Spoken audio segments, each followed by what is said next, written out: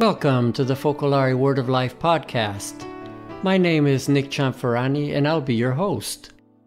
The Word of Life is a phrase chosen from Scripture each month and shared around the world and that we're all invited to live by. The Word of Life for this month of June is taken from Psalm 16. You are my Lord, I have no good apart from you. In the following experience, Zahith volunteers his time, giving children tips on how to improve their soccer game. Having allowed God to be his only good, he gladly shares his gift with others. Welcome, Zahith. I know you're training to become a professional soccer player. Tell us something about yourself. My name is Hugh Silva. I'm 18 years old. I live in Toronto, Canada. I will be studying at York University. Yeah, that's pretty much a bit about me. One of the experiences, one of them that I think impacted me the most was I was walking home from practice, and to get home, I have to cross this field that's by a school. And while I was passing through, there were a bunch of kids with their parents just playing around, and they were playing on the soccer field. So I thought maybe approach them and ask if by any chance they would want me to, I don't know, train them or watch over them for like an hour or a day or something like that. So yeah, I did that. I approached them. I told them who I was and what I did, and they really liked the idea. So they actually got a big group of parents to get their kids involved, and now it's become kind of part of my daily routine, just going to the park for an hour every day with the kids and teaching them, giving them a little tips on like soccer tips or just in general. It's like physical activity. So yeah, that was probably like the experience that impacted me the most, and which I enjoyed a lot, and I still enjoy because I'm still doing it. Thank you, Zahith, for sharing your experience with us. I'm sure that your love and dedication has impacted many children. I wish you success in your soccer career.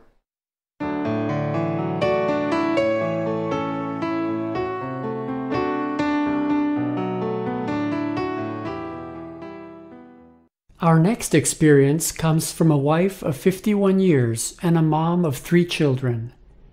Jeanette Schwartzes has a few experiences to share, one being that of losing one of her sons to cancer. Jeanette, thank you for being with us today. I'm Jeanette. I live in San Antonio. I'm married for 51 years, and we've had 4 boys. I tried to live by you, Lord, are my only good. And so there's some things that, that help me. Like I love to go window shopping, and I think everybody does. And so when I do, I see things that, I really want to take home with me. And but I've learned to say, you, Lord, are my only good. And so like the other day, I was in the grocery store and went by the flower section, and there was a pot of succulents that was so cool. And I love succulents. And so I picked it up, intending to buy it. The little voice said, you, Lord, are my only good. And I thought, now, would this make us happy at home? No. So I put it back, and I was really happy that I could conquer my own desires. And, a week ago, my husband and I celebrated our 51st anniversary. And my husband wanted to do something different for our anniversary. So he thought of a drive in the hill country near our home to see the views and everything. And so after we stopped, our first stop, I said, I'll drive from here. I can do that. So I wanted him to be able to see the vistas that he had so lovingly picked for me. So as I was driving around and up and down the hills, I could see there were beautiful vistas, and I wanted to see them too, but you can't when you're driving. But I was really happy because I wanted to drive so that Mike could see the vistas. And so I said to myself, it's not the vistas and everything that I want. It's you, Lord, my only good. And that was a way to make my husband happy. Recent experiences, I have two sisters who live about 5 hours away from our city. And so I don't get to see them very often. And recently I found out they had come into our town, and one had come to, and their husbands came too. One had come to babysit their grandchildren. And another came to visit their son and went to visit our brother. And they never called me anything. I didn't even know they were in town.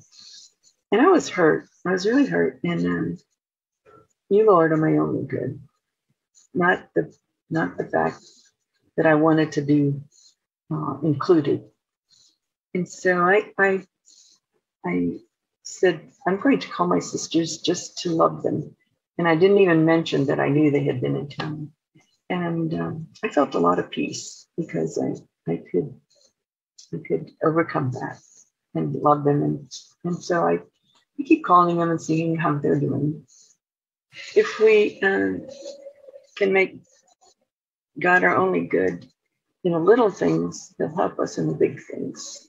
I know when one of our sons died of cancer, it was amazing experience because he was faithful to us in the big things, giving us the grace to endure and to love and to be happy for our son to go to heaven.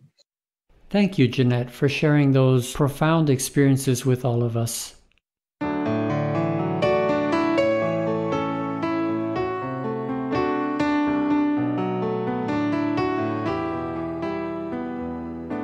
In the experience that James is about to share with us, we see how choosing to show mercy and patience towards a customer is a way of making the Lord the focus in his life. Hi, James. Thanks for joining us all the way from Chicago. Can you share your experience from your workplace with us? On Tuesday, I got pulled from the back. I'm just at the door doing the door stuff. And basically there's this a lot older woman, and I love old people. Usually they're also very kind, and I see my grandma in them, so I don't even have to tell myself to love them. It's just instantly I just want to help and love them, and try to help them any way I can, even though I'm just working the door. But so basically she she asked me a question. It was a weird question, I can't go into that, and then I was just like, oh, I'm sorry, I can't do that. But if you need any help with anything else, if I could push your cart of groceries to your car for you, I will. And then, I don't know why, but she got really angry about that.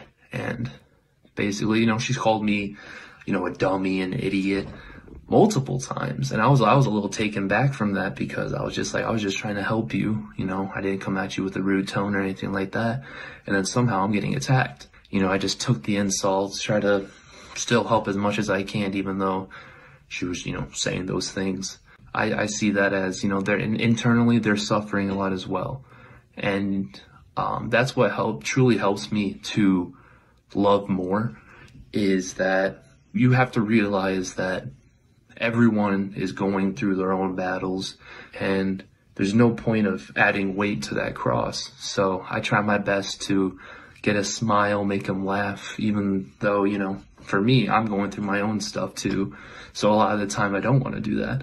But at the end of the day, it truly makes me feel better that even if it was just for a moment, if I could get a laugh or a smile out of them, it truly makes me feel good. Thank you, James. I really like your experience, and I can relate to that. We all have many opportunities to be patient with others, and who knows what others are going through and what they're living. So yes, thank you for reawakening that awareness in us.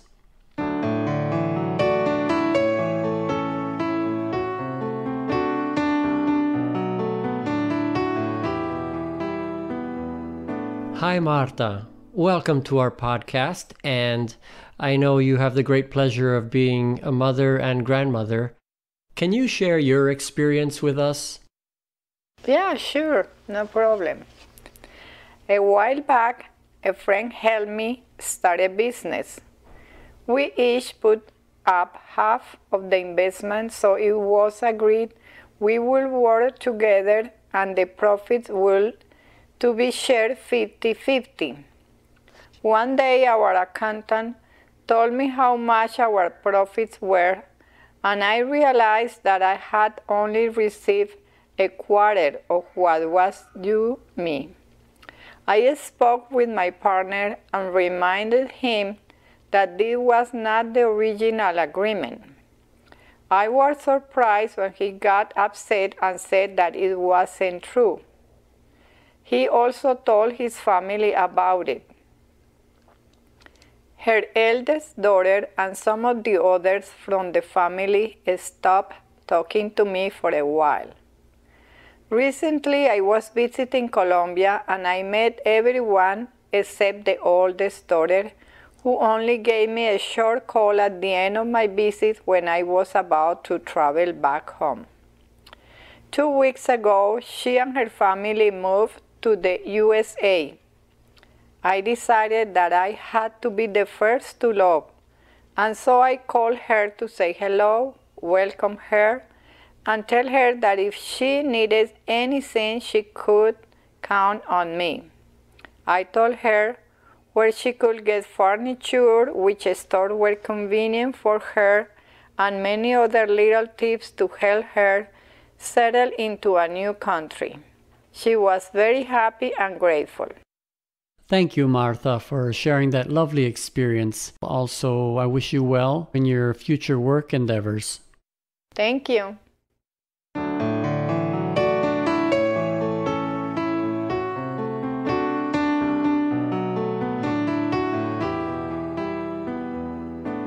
Welcome to our podcast, Lee.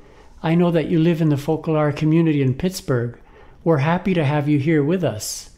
Your experience took place during the peak of the pandemic, and we're anxious to hear it. A significant experience I had was the parishioners Anjuna came to visit us while in Pittsburgh for her annual doctor's visit. She was rushed to the hospital and underwent a major surgery with lots of complications. In short, she was hospitalized for a month. She is not married and has no relatives here in Pittsburgh, so she was all by herself. I told our pastor about Anjuna, and he agreed that I bring her communion that Sunday. I also did some errands like picking up her medicines from the pharmacy or bringing her some bottled water, etc. As weeks went by, each Sunday, some of her friends from the parish would come and visit her.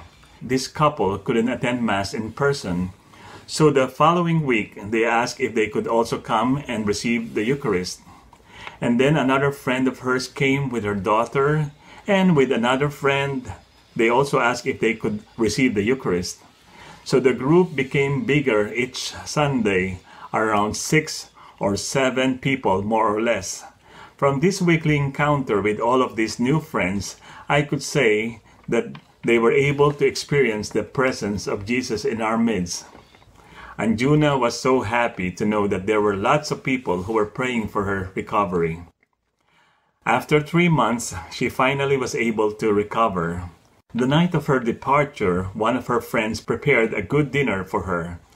She gave me a gift with a card, thanking me for bringing her communion, my prayers, concerns, and spiritual support.